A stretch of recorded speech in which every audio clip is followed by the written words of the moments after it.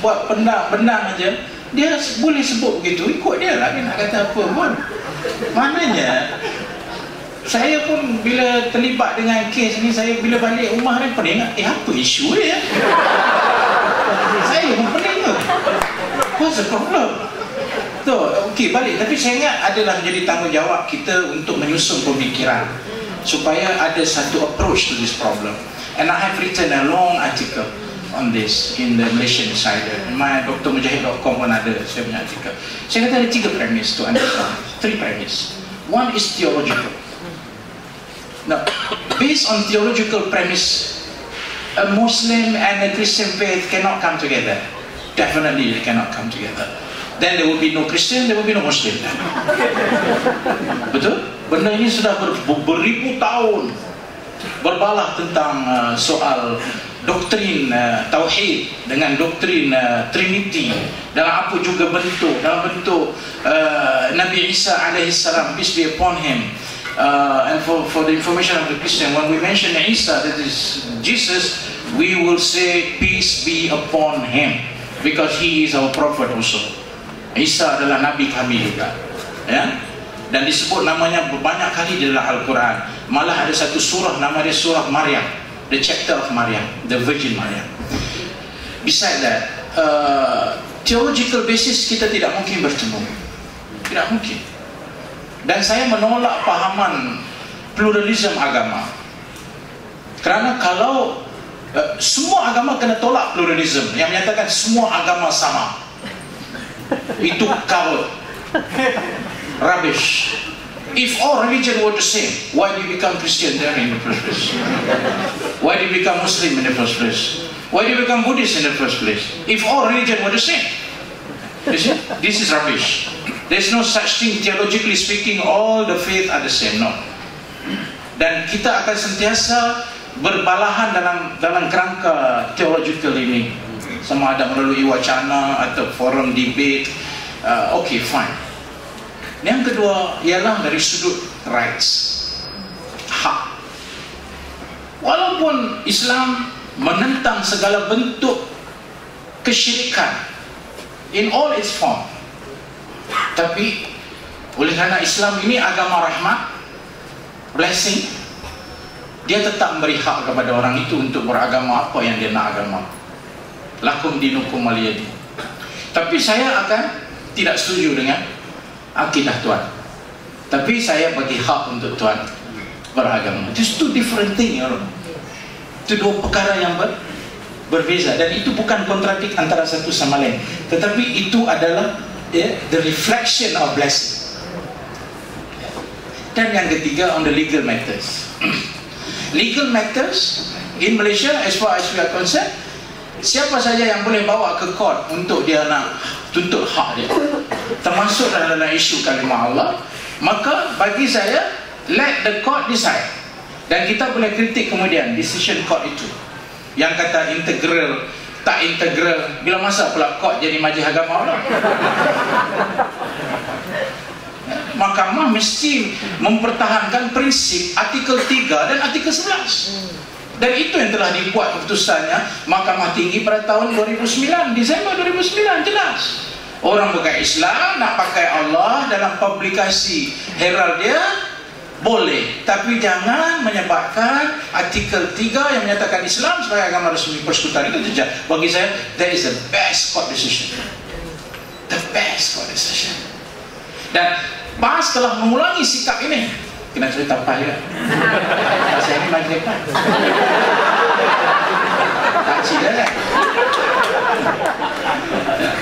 PAS telah menjelaskannya tahun 2010 bahawa bagi kami penggunaan kalimah Allah itu debatable dari segi akademiknya, tapi kalau digunakan juga jangan sehingga menjejaskan hubungan antara Islam dan bukan Islam. Jelas benda itu. Dan lebih utama, tidak ada satu parti politik pun daripada politik orang Melayu yang memberikan penegasan bahawa PAS bersedia untuk berdialog dengan pihak gereja. Kecuali PAS saja yang sebut kenyataan itu. Parti lain tak berani nak sebut benda itu. Dan itu yang membawa saya. Itu yang membawa saya berjumpa dengan saudara Eugene Tan Kwam Beng, my good friend. We met at the parliament. I contacted. I did not know any Christian friend before this, but because of the word Allah, I became to know a lot of Christian friends, and they are not just friends; they are good friends. Okay, so maknanya dari segi legality kita boleh bawa ke court. Kita boleh, ni saya dipahamkan dia bawa sampai ke federal court, rayuan bawa ke federal court. Okay, fine. Ikutlah apa yang nak jadi, kemudian jadilah. Tapi 3 premis ini, my dear brothers and sisters, theologically speaking, we cannot come into consensus, because if we do come into consensus, something must be wrong with us. Yang kedua, rights. I will preserve your rights. I will preserve your rights to go to the church. I will preserve your rights to build a church. I will preserve your rights to read your book. I will preserve your right to worship whoever you believe and whatever God you believe. But I may not agree with your theological understanding. I think that's fair. And that's what faith is all about. So, minta paham yang ni. Orang yang kata mujahid pro-Kristian, orang yang kata mujahid ini, ada yang kata dia buat tanda soal, murtad dah lah bang. Masya Allah. Ya, so ini isu-isu yang bagi kita. I agree with my good brother from Sarawak. Our knowledge has been hijacked by stupid people. They make decision on us. And I always tell the stupid people, everything else has got its limit, but stupidity does not have it.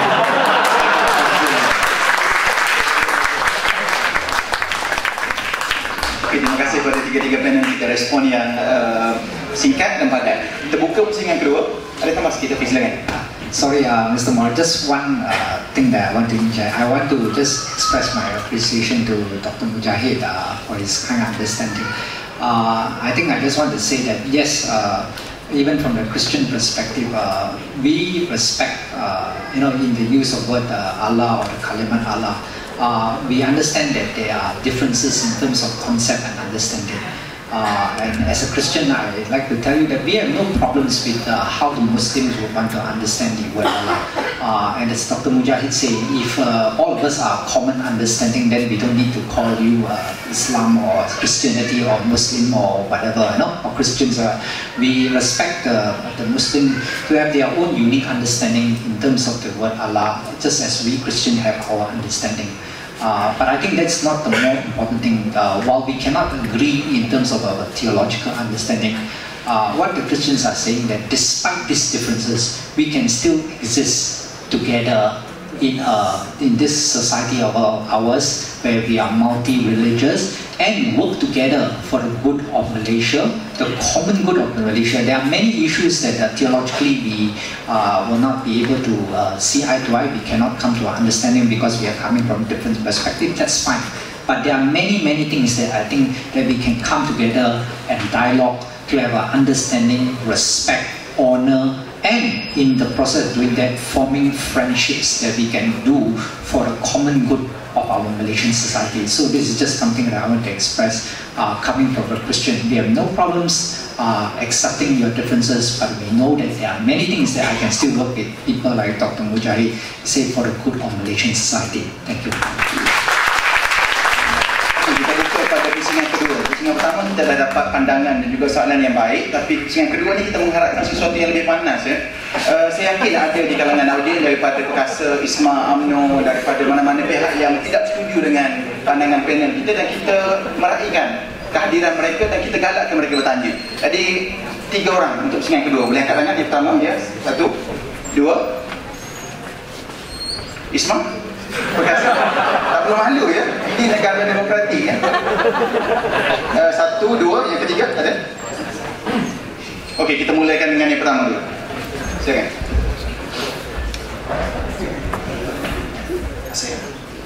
Okey, Assalamualaikum dan salam sejahtera pada moderator, para panelis dan rakan-rakan sekalian. Nama saya Muhammad Zakar Mizani Bidin. Malam ni saya bukan wakili ISMA atau Perkasa, so sorry to disappoint you. Okay, I want to say, I am a graduate from UIA, the same university where Prof. Zibari once taught at. until 2011. I'm sure Prof Aziz can back me up. One of the unique things about UIA compared to other universities is during its foundation years, it has this one hour subject called religions in Malaysia. I'm not sure sekarang ni foundation buat lagi dia subject tu. So in this subject, you will learn, you attend classes, you will learn about other religions in Malaysia, such as Christianity, Buddhism, and Hinduism. So, since we have the presence of a parliamentarian here as part of this, I would like to, saya nak cadangkan pada YP Dr. Mujahid supaya dalam persidangan parlimen yang seterusnya, saya harap YP mencadangkan agar silibus UIA ni yang ada subjek religious in Malaysia ni implemented in other public universities as well, as means to promote awareness among the youth, particularly golongan mahasiswa Melayu tentang agama lain. So, and also as means to reduce religious tension. So, I'm proud to say that all the years in UIA, the tarbiyah that I received there is one of the main reasons why I'm standing here, listening to this forum, instead of sitting alongside Ismail Perkasa demonstrating in the church and practicing to burn the Bible. Okay, in Islam, that is we do not encourage that. So I'm who I am today because of what I've learned in UIA. Macam UIA pula. So that's all lah. Saya harap Dr. Mujahid ni boleh consider lah cadangan ini dalam persidangan kami seterusnya. Terima kasih.